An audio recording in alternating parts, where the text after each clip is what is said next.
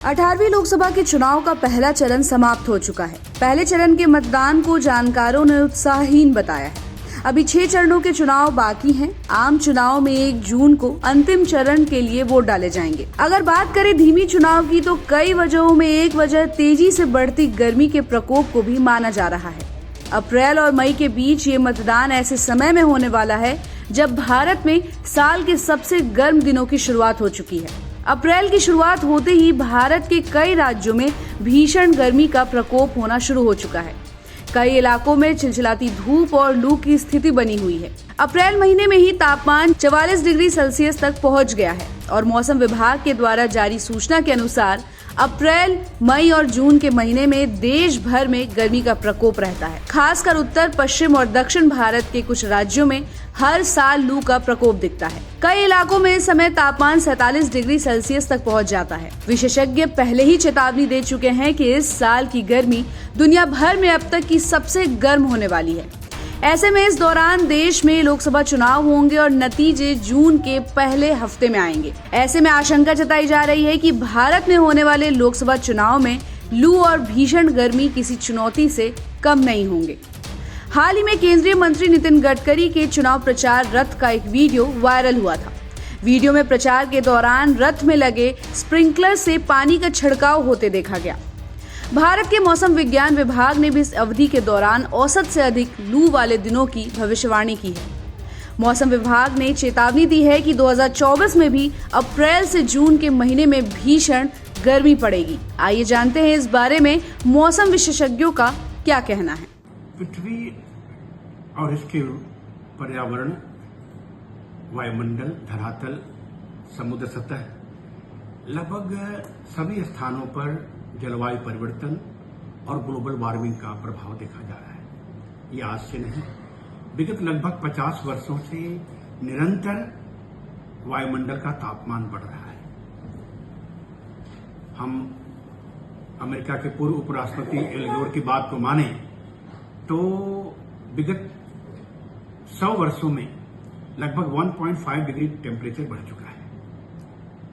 ऐसी स्थिति में आने वाले समय में जैसे जैसे कार्बन उत्सर्जन की मात्रा बढ़ रही है, ग्रीन हाउस गैसेज का उत्सर्जन लगातार बढ़ रहा है, इसके कारण समुद्र के सतह का तापमान बढ़ रहा है और पृथ्वी की सतह, पृथ्वी के वायुमंडल का तापमान समुद्र के सतह के तापमान से नियंत्रित होता है। जब समुद्र का सतह स्वयं लगातार गर्म होता जा रहा है, जिसके कारण पूरे संपूर्ण पृथ्वी पर जो ग्लोबल वार्मिंग का प्रभाव है वो देखा जा रहा है, चाहे ध्रुवीय क्षेत्र हो, चाहे भूमध्य रेखीय क्षेत्र हो या पर्वतीय क्षेत्र हो, सभी स्थानों पर ग्लोबल वार्मिंग का प्रभाव देखा जा रहा है।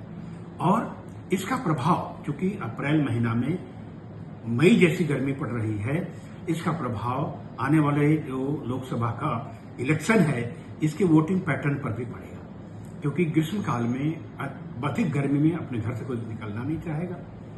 और फिर वोटिंग होता है shared responsibility, and shared responsibility no one responsibility. लोग यही सोचते हैं कि हमारे एक वोट न देने से क्या फर्क पड़ेगा। इसके लिए लोगों को और जागरूक करना पड़ेगा। लोगों को अपने मत का अधिकार जरूर यूज करना चाहिए।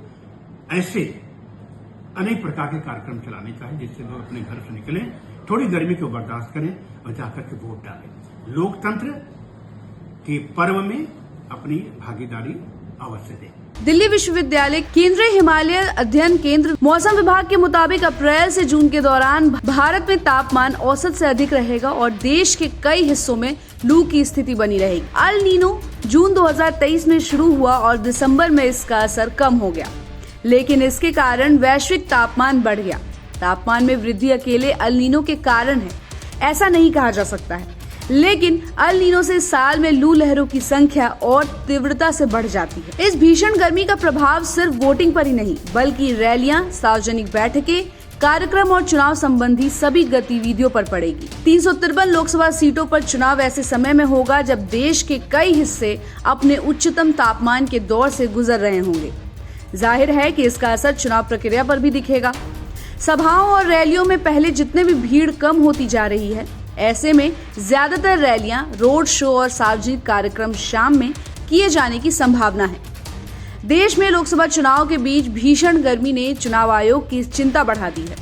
भारतीय मौसम विभाग के मुताबिक अप्रैल से जून तक दक्षिण भारत में गंभीर हीट वेव की आशंका जताई गई है। भीषण गर्मी ने चुनाव आयोग की चिंता बढ़ा दी है। आम चुनाव के हर चरण से पहले गर्मी की स्थिति पर नजर रखने के लिए निर्वाचन आयोग ने टास्क फोर्स का गठन किया है। इसके अलावा आयोग ने गर्मी और लू से निपटने के लिए बैठक भी की थी, जिसमें मतदाताओं की सुविधाओं का ध्यान रखते हुए कई अहम फैसले लिए गए। ये तो तय है कि लोकसभा चुनाव भीषण गर्मी और लू के बीच होंगे, जो निश्चित तौर पर राजनीतिक दलों, नेताओं, प्रशासन और यहाँ तक कि चुनाव आयोग के लिए भी एक बहुत बड़ी चुनौती होगी।